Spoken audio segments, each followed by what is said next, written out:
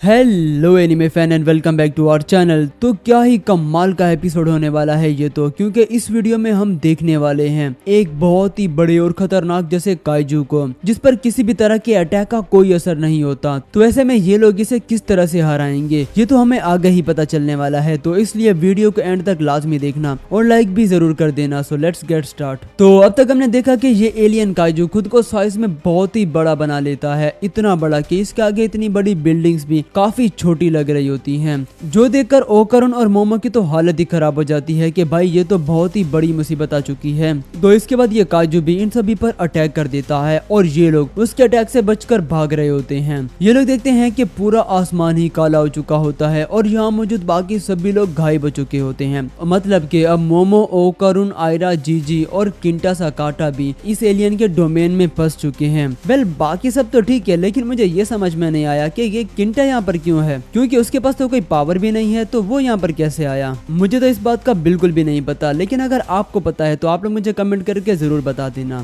खैर तो इसके बाद हम जीजी और आयरा को देखते हैं और वो दोनों भी ये देखकर काफी ज्यादा शॉक्ड होते हैं कि आखिर ये सब क्या है। जीजी कहता है कि कहीं फिर से मैंने कोई गड़बड़ तो नहीं कर दी और ये सब के मेरी वजह से तो नहीं हो रहा। आयरा कहती है कि नहीं नहीं, इस बार तुम्हारी गलती नहीं है और हमें बस मोमो और ओकरुन को ढूंढना होगा। लेकिन तब ये लोग देखते हैं कि मोमो और ओकरुन दोनों ही इनके सामने से भागते हुए आ रहे होते हैं और इनके पीछे होता है ये जायंट काइजू। और इसे देखकर तो भाई इन दोनों की भी हालत खराब हो जाती है और ये दोनों भी अब भागने लगते हैं। लेकिन तभी किंटा गिर जाता है और वो उठ नहीं पाता और ये काइजू उसे अपने पैर से कुचलने ही वाला होता है कि तभी आयरा जल्दी से अपने एक्रोबैटिक सिल्की में ट्रांसफॉर्म होकर इसे बचा लेती है। और अब ओकरुन भी अपने टर्बो मोड में ट्रांसफॉर्म होकर तैयार हो जाता है इसे लड़ने के लिए। मोमो, आयरा और ओकरुन तीनों एक साथ मिलकर इस पर अटैक कर देते हैं। मोमो जीजी से कहती है कि वो किंटा को यहाँ से लेकर दूर किसी सेफ जगह पर चला जाए, लेकिन तभी आयरा कहती है कि वो इस ग्रुप के लीडर है तो यहाँ बस उसका ही ऑर्डर चलेगा। और वो भी जीजी से वही सेम लाइंस कहती है जो कि मोमो ने कही थी कि किंटा को यहाँ से लेकर कहीं दूर सेफ जगह पर चले जाओ। और जीजी अब इस मोटे को लेकर यहाँ से भाग जाता है और इसके बाद स्टार्ट होती है बहुत ही ज्यादा इंटरेस्टिंग फाइट, जहाँ पर ये तीनों इस काजू पर अटैक कर देते हैं। लेकिन इन तीनों के अटैक्स का जरा भी असर नहीं होता इस पर। और तभी ये काजू इन सभी पर अपने इलेक्ट्रिक शॉक वेव से अटैक कर देता है,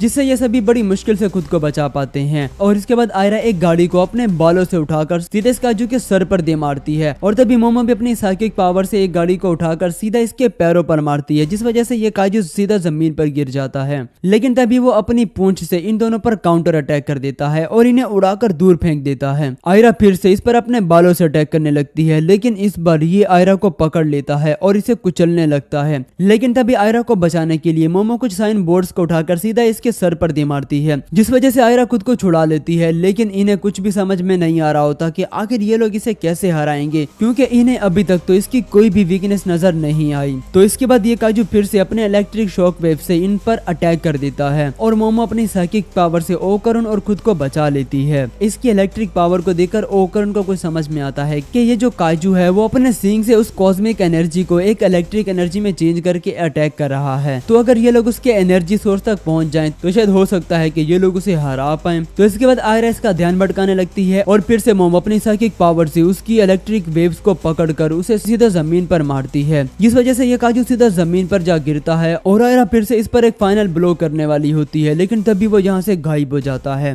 जो देखकर आयरा काफी ज्यादा शॉक्ड हो जाती है कि भाई आखिर ऐसा कैसे हो सकता है, मतलब कि इतना बड़ा मॉन्स्टर यहाँ से कैसे गायब हो सकता है। लेकिन हम देखते हैं कि ये यहाँ से गायब नहीं होता, बल्कि वो वहीं पर ही होता है, बस उसने खुद को पहले की तरह ही इनविजिबल कर लिया होता है और अब वो किसी को भी दिखाई नहीं दे रहा होता। तो इसका फायदा उठाकर काजू फिर से अपनी इलेक्ट्रिक वेव से सीधा आयरा के ऊपर अटैक कर देता है और इस बार उसका अटैक सीधा इसके ऊपर जाकर लगता है और वो वहीं पर बेहोश हो जाती है। और तभी सीन शिफ्ट हो जाता है जीजी और किंटा की तरफ, जहाँ अभी भी जीजी इस मोटे को उठाकर भाग रहा होता है। लेकिन ये मोटा कहता है कि वैसे तुम दिखने में बहुत अच्छे हो, लेकिन मुझे लगता है कि तुम सबसे ज्यादा बुरे इंसान हो। जीजी कहता है कि अरे तुम पागल वागल हो क्या, ये तुम कैसी बातें कर रहे हो। तो इस वजह से ये जो मोटा होता है वो अपने चेहरे को जीजी के साथ रगड़ने लगता है और इस वजह से इस मोटे के फेस के पसीने का एक ड्रॉप सीधा जीजी के फेस पर जा लगता है और इस वजह से वो दोबारा से ईवल आई में ट्रांसफॉर्म होने लगता है। लेकिन इस बार जीजी खुद को कंट्रोल कर लेता है और ईवल आई में ट्रांसफॉर्म नहीं होता और मोटे से कहता है कि इस बार तो ये लोग बच गए, लेकिन अगर दोबारा इसने ऐसा किया तो इन दोनों की खैर नहीं होगी। लेकिन तभी ये मोटा फिर से अपने फेस को जोर से हिलाता है और इस बार इसके फेस का काफी सारा पसीना सीना सीधा जीजी के ऊपर जाकर लगता है और अब वो पूरी तरह से ईवल आई में ट्रांसफॉर्म हो जाता है। ट्रांसफॉर्म होते ही वो किंटर से कहता है कि तुम कौन हो गेंडे और यहाँ क्या कर रहे हो, तुम्हें मरना है क्या, तुम मेरे सामने खड़े हो। ये कहकर वो जीजी के स्कूल बैग को उठाकर उसे इतनी स्पीड से किंटा के पास से फेंकता है कि भाई उसकी हवा ही टाइट हो जाती है।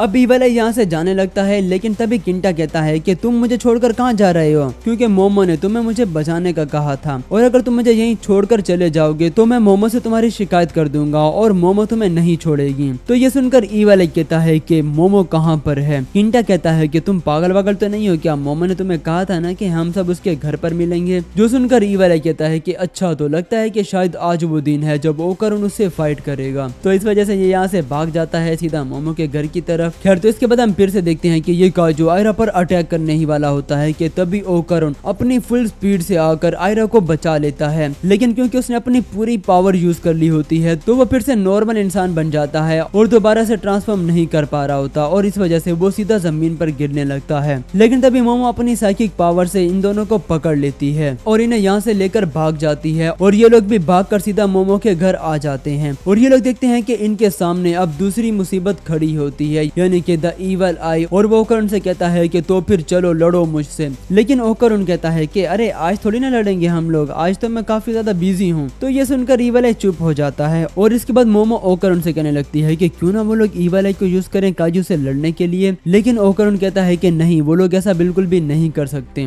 क्योंकि ईवल आई ने ओकरुन से ये प्रॉमिस किया था कि वो बस उससे ही फाइट करेगा। तो अगर वो लोग उसे किसी और से लड़ने का कहेंगे तो हो सकता है कि फिर से वो हर किसी से लड़ना शुरू कर दे। तो इसके बाद ये लोग देखते हैं कि सेइको भी घर पर नहीं होती, तो अब इन्हें ही इस काजू से लड़ना होगा। हम देखते हैं कि वो काजू भी अब इनके घर की तरफ ही आ रहा होता है और फिर से ये सब लोग उससे लड़ने के लिए तैयार हो जाते हैं। लेकिन तभी ओकरुन मोमो के घर को देखता है और उसे याद आता है कि इसका घर तो नैनो पार्टिकल से बना हुआ है, मतलब कि इन पार्टिकल्स को हाथ में रखकर ये लोग जो भी सोचेंगे ये पार्टिकल्स खुद को वैसे शेप में चेंज कर लेंगे। तो इसके बाद ओकरुन बताता है कि उसके पास एक बहुत अच्छा प्लान है, मतलब कि अगर ये लोग इमेजिन करें कि इनका पूरा घर ही एक नैनो स्किन है और इसे ये लोग एक बहुत बड़ी जायंट मशीन का शेप देकर इस काजू से लड़ सकते हैं। तो इसके बाद ओकरुन ठीक ऐसा ही करने लगता है, लेकिन वो कुछ भी ठीक से इमेजिन नहीं कर पा रहा होता जो कि काफी बड़ा हो और उसे यूज करके ये लोग उस काजू से लड़ सकें। तो इस वजह से इनका पूरा घर ही उलट पुलट होने लगता है और ये लोग इस घर में दबने लगते हैं। तो इस पर किंटा कहता है कि ओकरुन ये काम तुम मुझ पर छोड़ दो, क्योंकि ये नैनो पार्टिकल्स भी साईफाई का ही हिस्सा है और ये चीज मैं बहुत अच्छे से कर सकता हूँ क्योंकि मैं साईफाई में एक्सपर्ट हूँ। तो इसके बाद किंटा खुद इस टेबल पर हाथ रखकर एक बहुत बड़ी मशीन को इमेजिन करता है। तो इसके बाद ये पूरा घर ही चेंज होने लगता है। तो हम लोग देखते हैं कि ये लोग घर के अलग अलग हिस्सों में चले जाते हैं और इन सब के सामने कंट्रोल्स पैनल्स आ जाते हैं, मतलब कि हर बंदा इस रोबोट के अलग अलग हिस्सों में टेलीपोर्ट हो चुका है और उनके सामने कंट्रोल पैनल्स आ चुके होते हैं। तो इसका मतलब ये है कि ये सभी उन कंट्रोल पैनल से उस हिस्से को कंट्रोल कर सकते हैं। तो फिर हम इसके बाद इस रोबोट का फाइनल रूप देखते हैं, जो कि एक रोबोट कम और एक बुद्धा की मूर्ति ज्यादा लग रही होती है। खैर, यहाँ पर एपिसोड भी खत्म हो जाता है। तो आप लोग मुझे कमेंट में जरूर बताना कि आप लोगों को ये एपिसोड कैसा लगा। और साथ ही जैसा कि आप लोग जानते हो कि मैं भी अपने चैनल पर डेंडाडन के अलावा गाजियाकुटा एनिमे को सोलो लेवलिंग और साथ